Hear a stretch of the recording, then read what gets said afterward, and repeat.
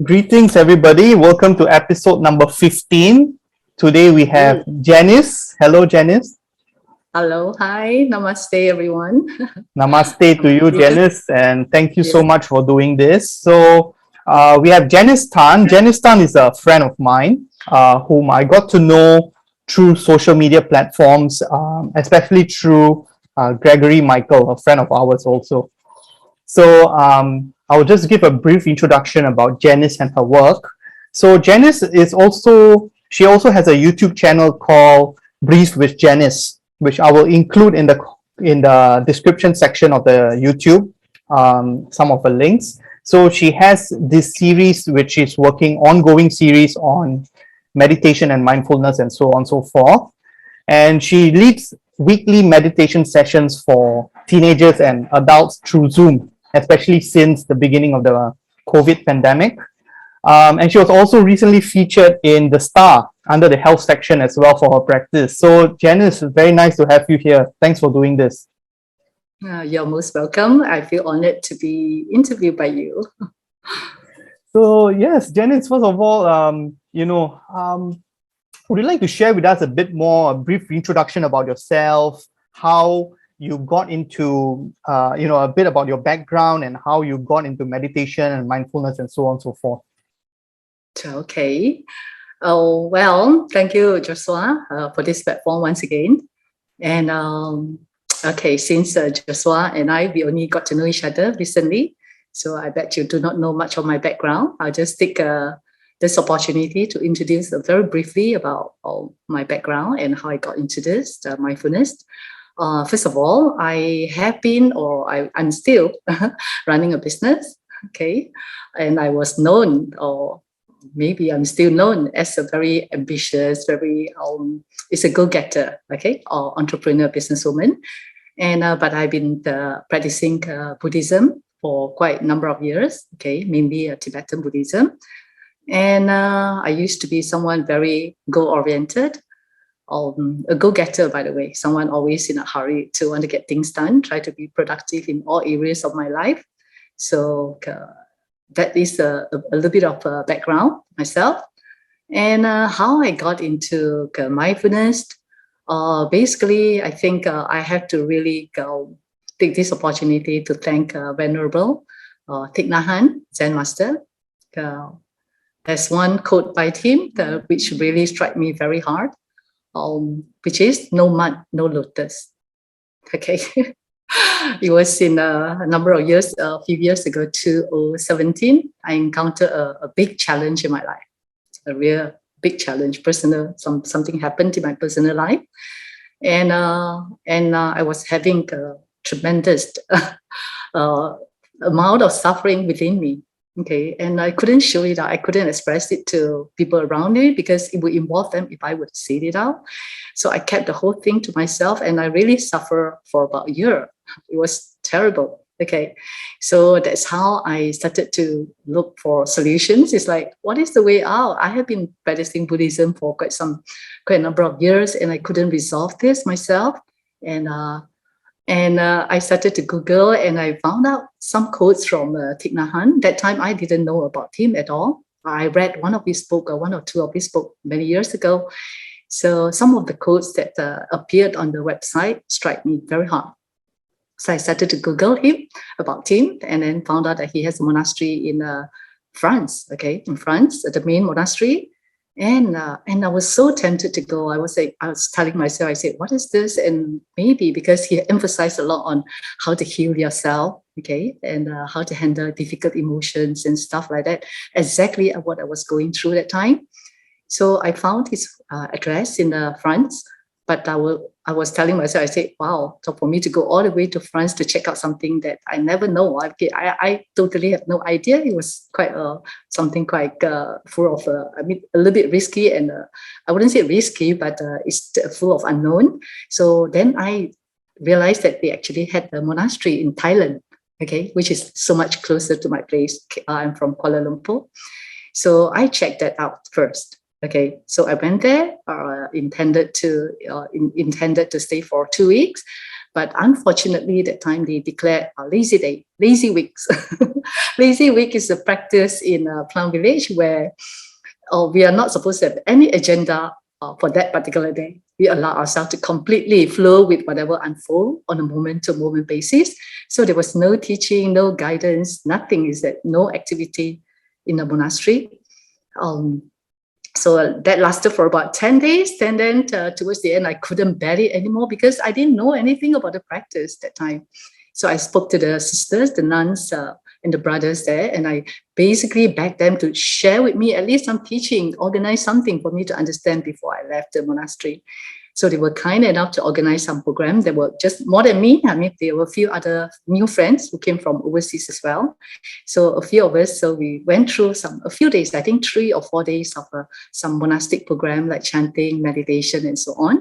That was my first encounter with the teaching of mindfulness and first encounter with formal meditation. That was in 2017, 2017, beginning of 2017. And but I realized at the end of the 2 weeks, I realized that there's much more than what I know. I mean, I need to learn. I really want to learn. And I find that there may be a way out for my problems, that I encountered at time. So I took the opportunity to explore further. So I finally I went to France, the main monastery, for another 2 months. For 2 months towards the end of the year. Then after the 2 months, I realized that I got to come back more. So I came back to Malaysia and I make another trip back to Plum Village. I decided to stay for a year. So that's how my journey began with with mindfulness, I would say. Yeah, so for those people who are tuning in and who have read your article, it was stated that you were there only for like 2 or 3 months. So now Jannice has mentioned she went to Thailand. There was a sister center in Thailand. Yeah. And then to France itself, to Plum Village in France. And initially the first trip was 2 months, right? And then you came back subsequently for another 1 year. Yes, exactly. Yes. So Jannice has, and she will be sharing more about this. So she has volunteered there and also done the practices as well over the course of the year, seen the programs and just being in the Sangha, in the community. So would you like to share with us a little bit more about the experiences and the things you did for that 1 year? Okay, wonderful. Okay, because I know that the time is quite brief, we don't have much time for me to go into too detail. I'll just stick to some main points. Okay, basically, Thich Nhat Hanh Center, Plum Village, it's a mindfulness center. Okay, so basically they have retreat throughout the year. So as a volunteer, we help to organize the retreat as well. But the sisters and the brothers were kind enough. They say that as a volunteer, we will also get involved we will have the chance to participate in the retreat as well, meaning we practice together with them. So when we talk about practices, because as a Buddhist, I have joined some other retreats before. Their retreat is very different from the kind of retreat I attended. So basically, it's a Zen monastery, by the way. So throughout the day, 24 hours is a practice. Okay, retreat means that doesn't confine to only formal sitting meditation. Okay, but surprisingly, they only have a very short meditation in the morning, maybe about 30 minutes to 45 minutes in the morning. Then the rest is very much on practice mindfulness throughout the whole day, including mindful eating. Okay, in our breakfast, our lunch and dinner, and also including mindful working. We are given a chance to work. Okay, to serve the monastery. In the morning and afternoon session. So that is also part of the practice as well. And towards the evening, we have another half an hour of sitting meditation. Okay, and of course, in between, we have maybe half an hour or 1 hour of Dhamma studies, where they play some teachings, or Dhamma brothers, sisters will give some teachings as well.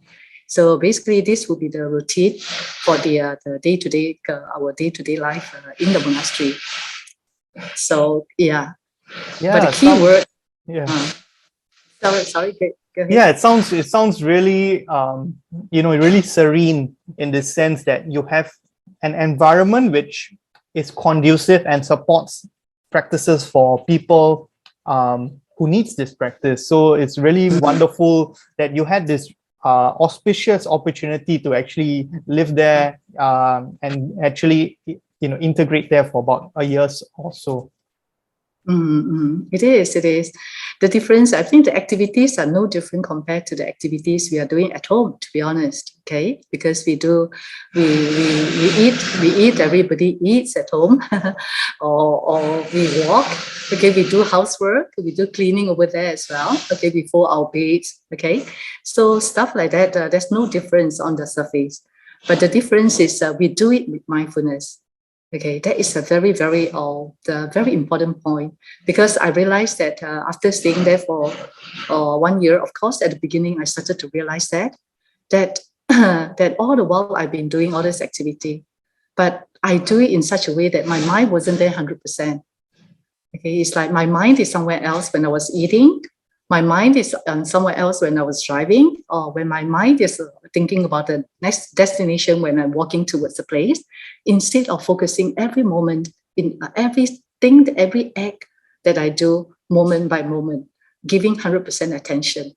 So that is a very profound practice. It sounds very simple, okay? Because basically the activity, like what I say, is no different compared to everybody, okay? However, the spirit, the energy that we put in is completely different.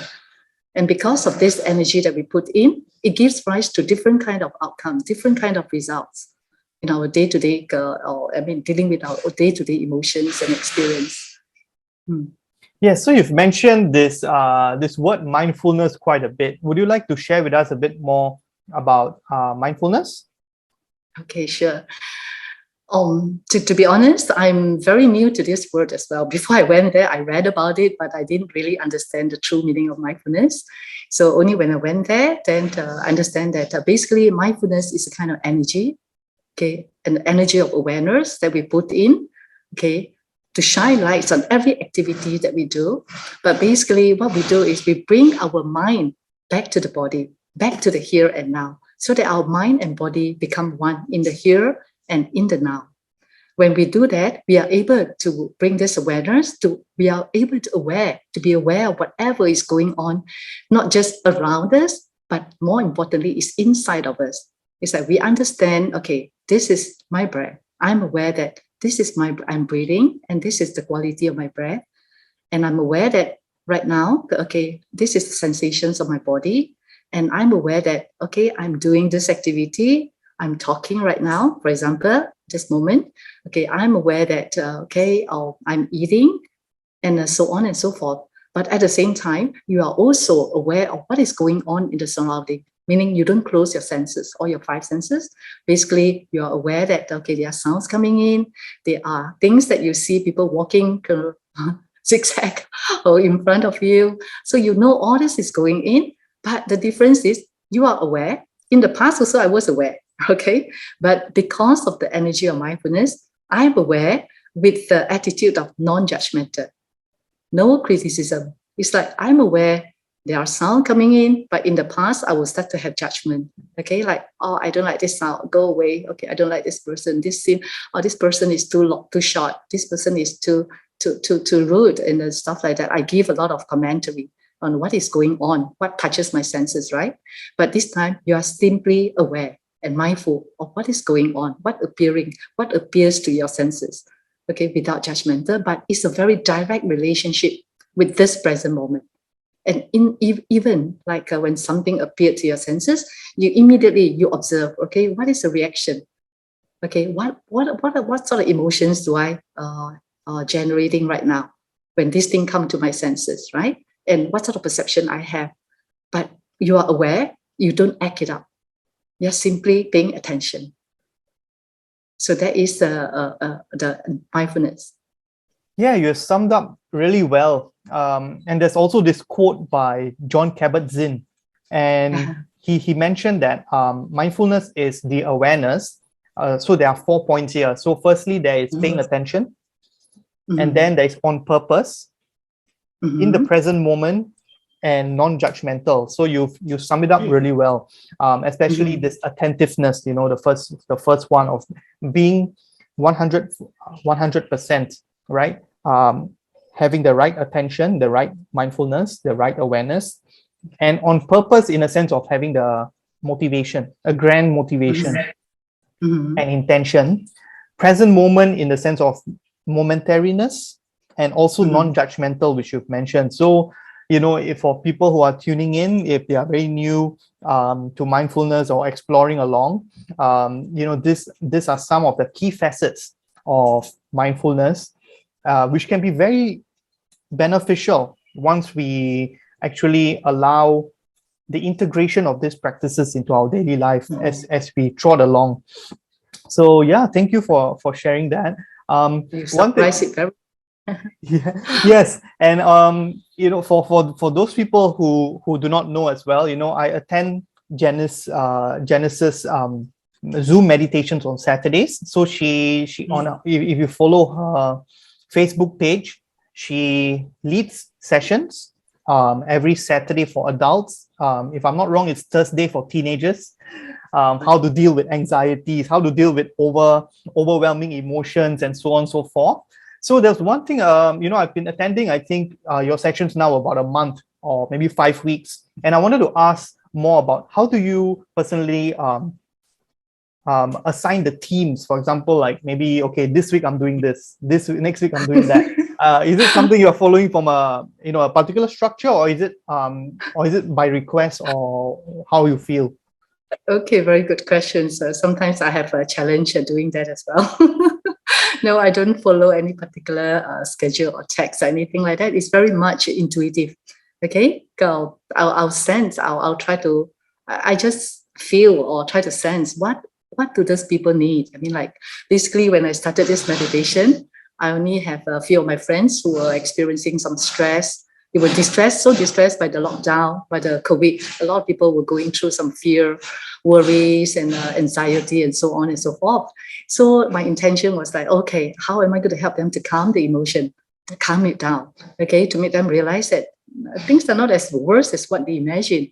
Everything is just imagination, right? So how am I going to do that to deliver this message across? So based on that, I started out with more on the calming mindfulness meditation, because in mindfulness meditation, we shine light on our emotions, our feelings, our thoughts, and so on and so forth. So basically, so that drives that steer my topic, okay, my intuition, the needs that I feel that they have at the moment. Then from then, when things come down a little bit, then I start to feel that maybe it's time for me to introduce something deeper, to have the right view, to have the right understanding on what exactly are all these things, whatever phenomena that happens in the world. Okay, so they have to have the right view. Otherwise, if they don't have the right view, even though they try to calm the emotion every time, but the same thing will repeat over and over. So occasionally, so I'll insert the right view, okay, the introductions of impermanence and stuff like that to my meditation to guide them along. But again, bearing in mind that there are some of them, they are not Buddhist. Okay, so again, then I have to know how to tailor my presentation in a non-religious way, so that everybody can benefit, because mindfulness basically is for everyone. It's not only confined to Buddhist practice and so on. So I would say, of course, on and off, there will be some requests. They will tell me, hey, can you do something to calm down my mind? Then I'll try to do the next meditation to calm down or bring joy. Okay, so there were some requests coming in from time to time, but it's very much intuition. Beautiful. Yeah, so thanks for sharing about your methodologies and intuitive planning. What I would like to share at this point also is that was one thing I wanted to go into as well, because if for those who are listening, if you attend at least one of the sessions, you can see that Jannice is tailoring for a broad view, not just for Buddhists or not just for non-believers, but I think it's, for me personally, being a Buddhist, but at the same time also being able to come out of this to see the secular points of view at the same time. I can see that you integrate both very well. So because what I appreciate is you follow how it's done in the Buddhist tradition, or at least the tradition you were trained in, things like the aggregates. You go through the 5 skandhas, the aggregates, and I really appreciate that. Also, that you also mentioned, the the Satipatthana Sutras and the Anapanasati, the mindfulness of breathing. So you do bring some of these ideas in your sessions, which can be very, very beneficial for practitioners and non-believers at the same time. And you tailor it in a way, in a very simple language where everyone can understand and can relate to. I think it's very admirable that you have people from all over the world tuning in at that time, because it's 3:30 p.m. for both of us, you being in Malaysia and me being in Singapore. But for different countries, because I noticed there are some in 15 hours time zones in the US, Yes. which could be past midnight, or even 3:30 a.m. if it's a 12-hour time difference with the eastern part of the US. And you have some people from Europe and all parts of Asia. So it's quite admirable. There's this small community which is growing. You have put together through the COVID. Yeah, that one. I really appreciate your effort for trying to participate. And that's why I mean, you also give me some pressure, as in like, oh, I got to make sure that I do a good job so that they benefit from the session. Otherwise, is that wasted effort for them to get up so early to join my session. But that also gave rise to the idea of creating my own YouTube channel, because actually there were some people who wants to join, but due to time zone difference, so they want me to send the recordings over, which is, I have no problem. But sometimes as the list gets longer, then I was thinking that how am I going to manage so much? I got to send out emails to them through the recordings, and at the same time, I've been saving my voice recording basically in my phone. Very simple gadget. So it's like taking up a lot of space. So I was thinking, okay, what am I going to do with all this recording? Okay, can I upload somewhere, store in some other place, and so on? So that's how a friend suggested, why don't you try YouTube to upload everything up so that people can have access to it anytime. So they may not be able to join the live sessions, but at least they are able to listen to it later on. So that's how this YouTube was formed. Yes, I think it's the same. It's also the same with how I came across to actually creating my own YouTube channel at the same time. It wasn't a main intention of mine, but sometimes through the years you get to know different people from different circles, and they see that, okay, you are into all these different kinds of things, whether it's yoga or meditation and so on and so forth, traveling and all that. And sometimes they say, oh, maybe I would like to hear more about this, and also sometimes individually also it's very time consuming, right, to cater to the specific needs and so on. So I think to have kind of like a unilateral platform where people can actually tune in whenever in their comfort zone, I think it's very beneficial. And at the same time, it's also like a diary, to see like, okay, what are the episodes you did last year or the previous one? So you reflect, okay, how can I make this next one more, much more genuine, so on and so forth. Yeah. So I think it's a good platform to share with whether it's a small group of friends, but at the same time, it's public for anyone who comes across it in the world. Yeah, I hope you will slowly build on. Yeah. So the next part I'd like to go into as well, before we go into some of the mindfulness session led by you, would be some of the misconceptions you have come across, with mindfulness, with meditation, and so on and so forth. So maybe I can start first with some of the misconceptions I've come across personally, which I think most people have, that mindfulness and meditation and so on and so forth, they are not quick fixes. Okay. So meditation, mindfulness, for example, the term in Sanskrit is called bhavana, and it's gom in Tibetan. So bhavana sometimes translates as mental cultivation, and mental cultivation actually requires effort. It requires pliancy. It requires a lot of patience as well, with the right practices and effort. And it's not a quick fix it's not a quick medicine in that sense that, but there are a lot of benefits in the short term as well. So let's not, I do not want to discredit that. But at the same time, it's not that, okay, If I'm finding this peace, if I'm finding a solution to this problem I'm having, it does not mean that, okay, if I come to a meditation session with Jannice, or if I come to a meditation with Joshua, or so on and so forth, it's going to be that, okay, I'm going to find the solution instantly and all that. That is already having this kind of a gratification already. So it is not a quick fix, but at the same time, if we persevere, the fruits will actually, will be labored and will be ripened, which is our mind will be more ripened. So I think that was one of the first misconception I wanted to share, was it's not a quick fix. Do you have any to share or to add on? Certainly, it's not a quick fix, because that's also because of that. When people know that it's not a quick fix, actually they shun people away from meditation. I mean, I could share my personal experience. I wanted very much to solve my problems back then. That was the reason that drove me to Plum Village at the first place. So I still remember the first few months when I was there. I was so impatient. I chased after sister. I chased after those brothers and sisters, referred to the monks and nuns, and kept asking them, how am I going to solve my problem? How can this mindfulness help me to solve my problems? And how can meditation help me to solve my problems? I was so impatient, and all they did was just be patient.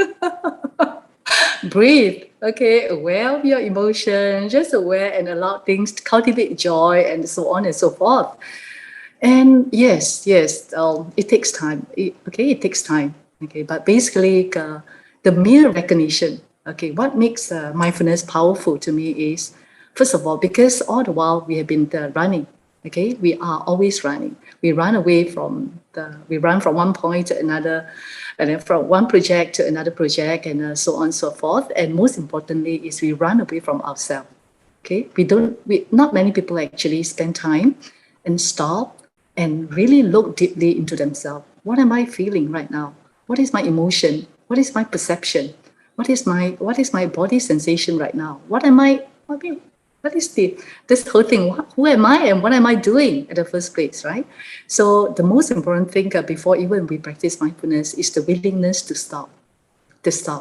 Okay, to stop everything, not just physically. It doesn't ask you to stop your work in hand, but basically to stop. What very important thing is your mind. Okay, to the willingness to come back to yourself, to listen to yourself, to know what is going on in your bodily sensation, and also the emotions, the perceptions that you have, and the mental chatter, especially the thoughts, because our thoughts shape our emotions, right? So we must have the willingness to stop and listen to them, to look into them deeply. So that is the first step before we even want to practice mindfulness. So breath is actually a tool, a bridge. Okay, when we breathe deeply, we use breath to bring our mind, our scattered, dispersed mind, back to the body. Okay, so that we are able to look deeply. So when we look deeply, then we recognize, okay, these are the emotions that's going on right now in us. But because of this emotion, the emotions is not uncaused. The emotion comes from certain belief and certain thoughts, right? The story. So we look into the story that I believe in, that generate these emotions, right? So when we look at the story, when we look deeply, if we have a calm mind, okay, we have a still mind, we are able to see that the story is actually not true. It's only our perception. Our perceptions are mainly conditioned by surrounding, by people, and so on and so forth. So once we're able to see this clearly, then the thought is changed. The story no longer believable. Okay? Then when the story is not believable, then of course the emotions, negative emotions, will be transformed. It's like suddenly you have a sense of release, like, okay, all the while I thought things are supposed to be this way that caused me upset, but it's not exactly that way, the way I perceive, right? So that's how you transform your negative emotions or your suffering into joy or peace or happiness and so on. And from that moment, the willingness to stop until the insight to be able to see the thoughts and perceptions that you believe in, okay, then allows it to transform the feelings and emotions in you. That takes time. Of course, the sooner you're willing to surrender, they call it, right?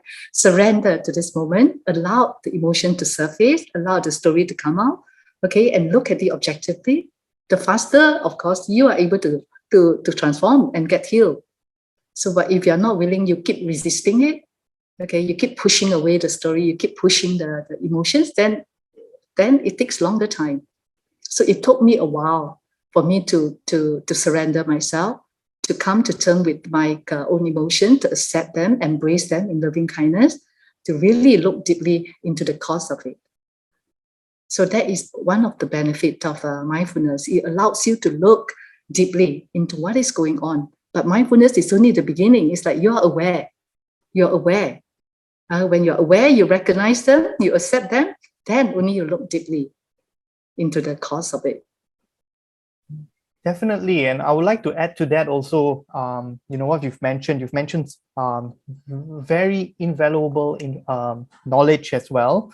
So I'd like to add by saying, yeah, you mentioned about this idea of perception. So sometimes, our misperceptions are actually our own flawed mental creations in a way. Our misperceptions, like you mentioned, oh, okay, so I've been looking at it from this point of view and reacting to it in this, in this way, and it brings upon certain results and consequences at the same time. So the idea of like, yes, we are aware, and it also lessens the reaction time. Not reaction time when we are in danger or something where our house is burning down and we we do not react to it, but reaction in a sense of our emotions, our thoughts, our constructs, our worldly constructs we create in a form of our self-image, and in the way we think, not the way the world is, but the way we think the world is or operating by. So these misperceptions, coming from ignorance, coming from habituation, usually flawed habituation, then it creates this impulsive kind of instinctual reactions which are not really thought through our human intelligence, thought out really well.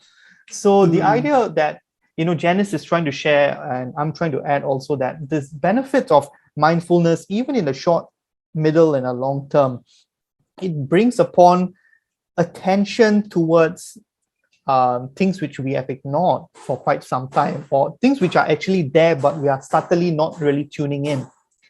At the same time, we might question why what would there be benefit if I know how I'm feeling now, my position of the body and the feelings that arise. But if we are able to view things from a bigger picture of causality and consequence, we can see how we are also co-creators in this way of our own reality, quote unquote reality. At the same time, our experiences and quality of experiences. So mindfulness and awareness and introspection can bring about a sense of liberation, from these habitual tendencies which we cling to, which are actually chaining us, in this kind of a prison or a prison state of mind, I would say, samsaric in a Buddhist perspective.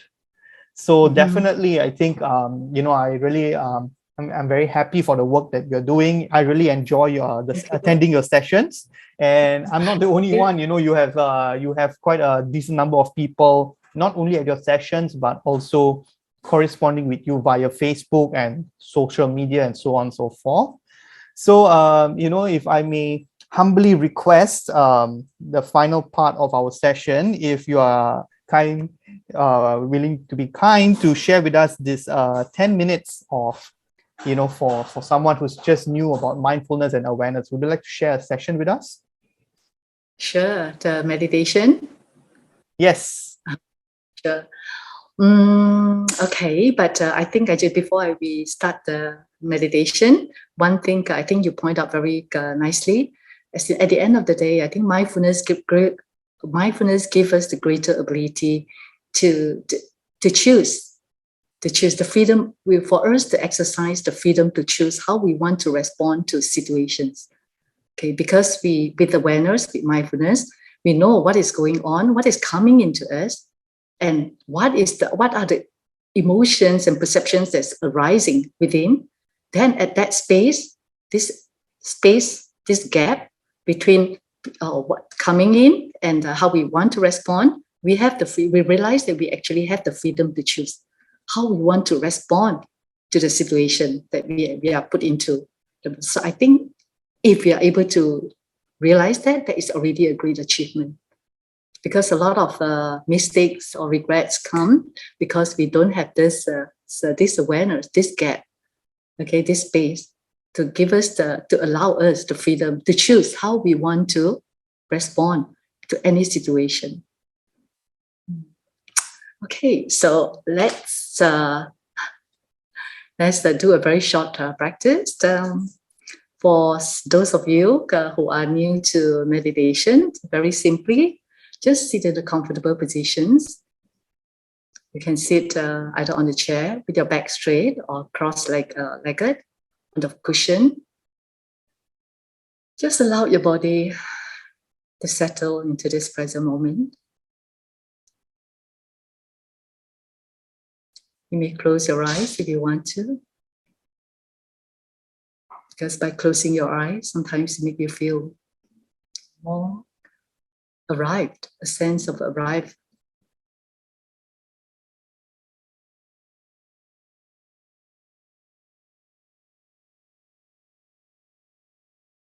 Take a moment to feel the sensations of your body sitting on the cushion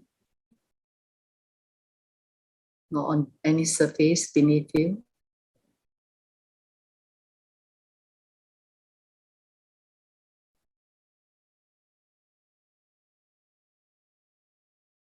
Allow your mind to gently come back to your body.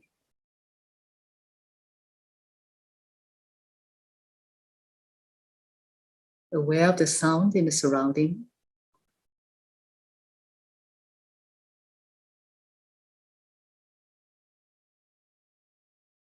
And aware of the sensations of breath going in and out of your body.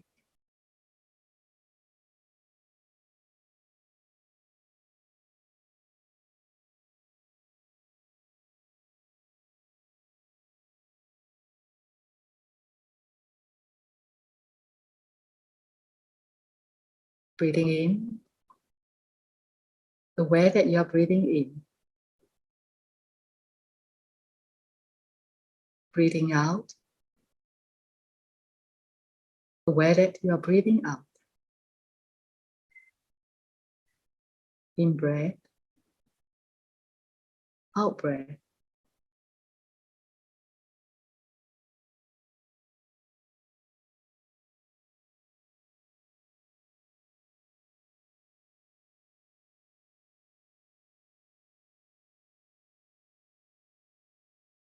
Just sense the sensations of the breath going in through your nostril and coming out through your nostril.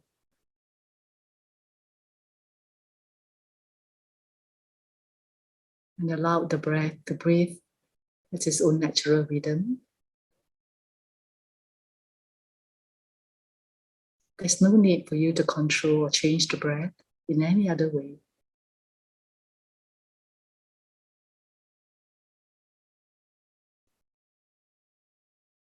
Just allowing.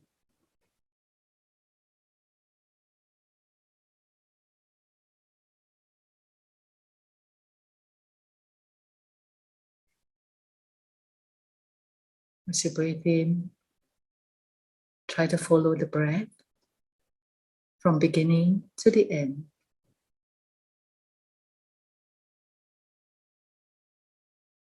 As you breathe out, follow the out breath from beginning to the end.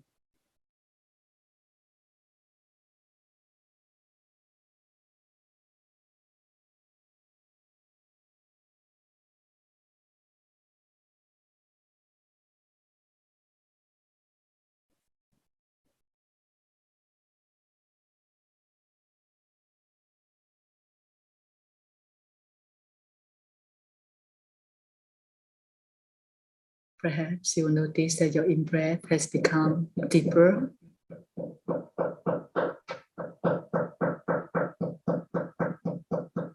And your out-breath becomes slower.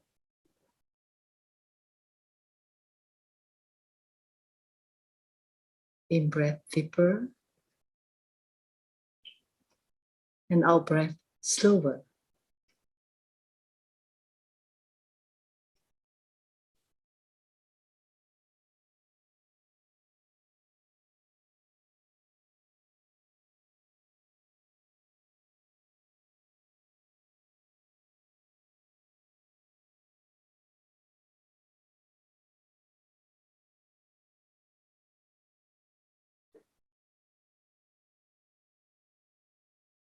And your next breath, breathing in, aware of your bodily sensation.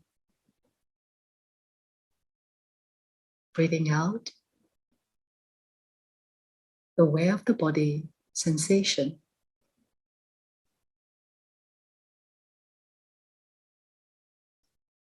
And try to feel, how is your body feeling right now? If there is any tension, any tightness or any holdings. In your next breath, try to release them. You breathe out.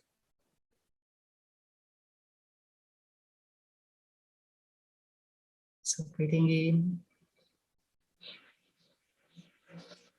I rest my body. Breathing out, I release the tension from my body.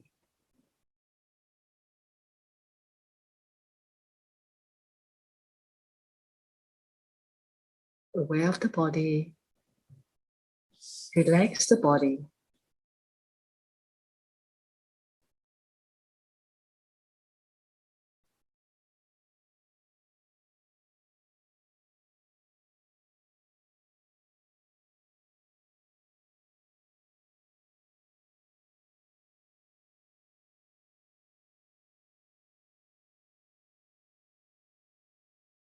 And thoughts may come, or maybe there are sounds from the surrounding. It's okay. It's part of life. We cannot totally block them. Just allow them to be here and gently bring your attention back to the breath in the body.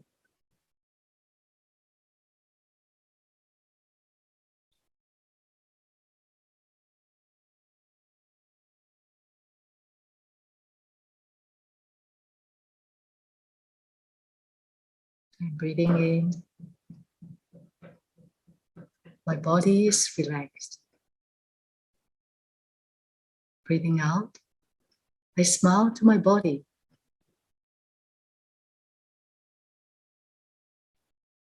Relax the body, smiling to the body.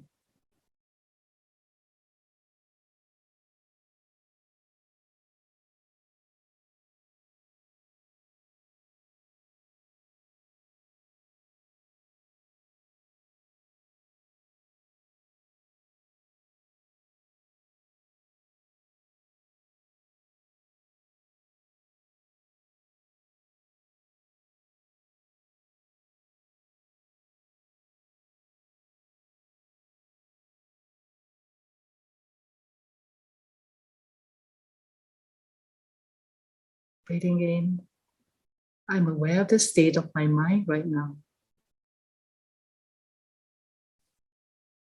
There could be a lot of thoughts going on.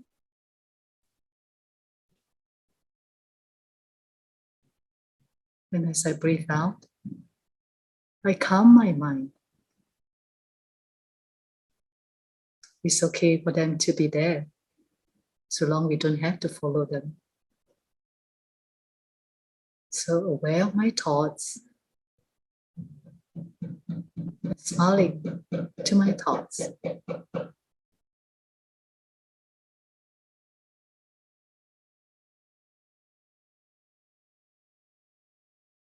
Gently return to the sensations of the breath in your body, to this moment.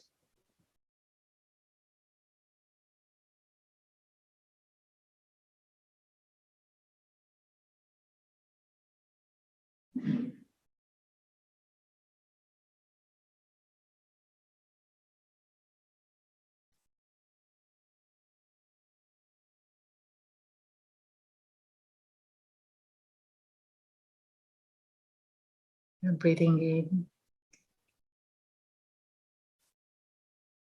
I'm aware that this is the present moment.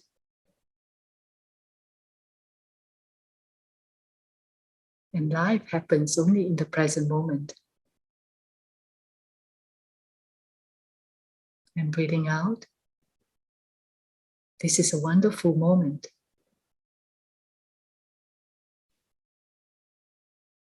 Present moment. Wonderful moment.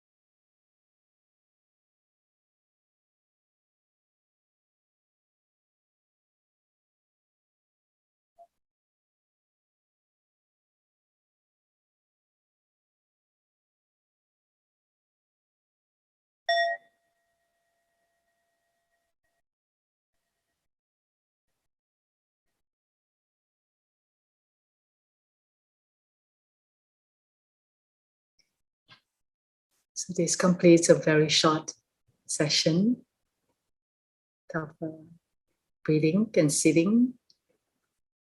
Short, but I hope you enjoyed it.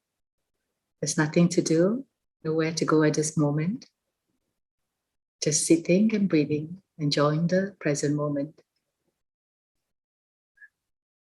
So if you like, you can join my Saturday sessions for a longer meditation session. Yes, thank you so much, Yeah. Jannice. That was very delightful, very calming.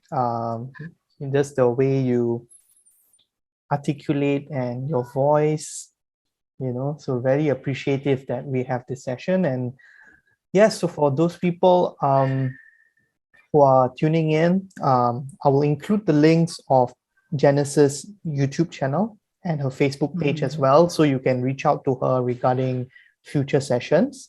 Jannice, thank you once again for doing this. I really appreciate your time and your energy. You're most welcome.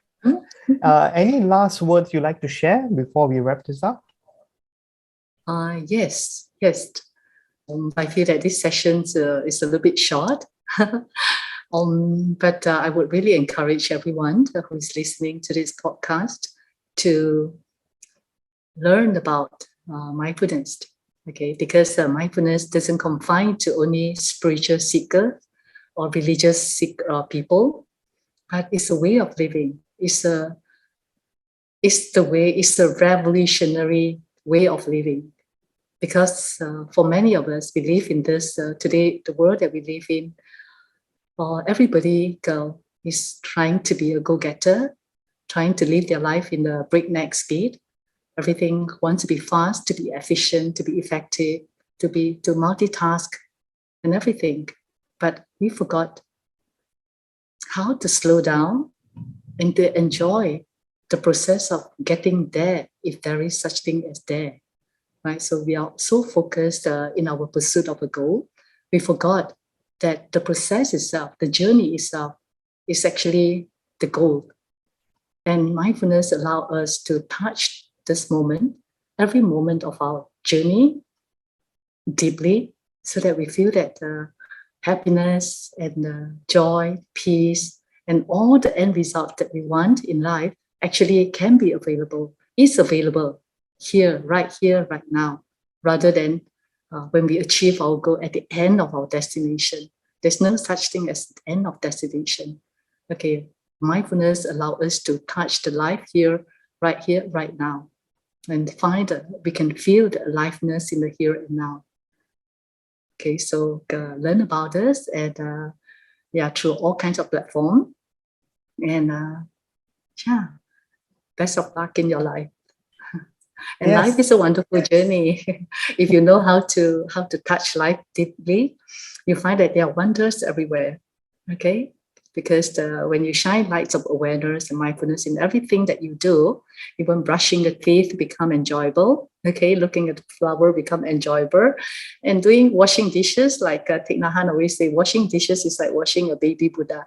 Okay, you do it wholeheartedly, then everything that you touch no longer become a chore. Okay, it becomes something very sacred.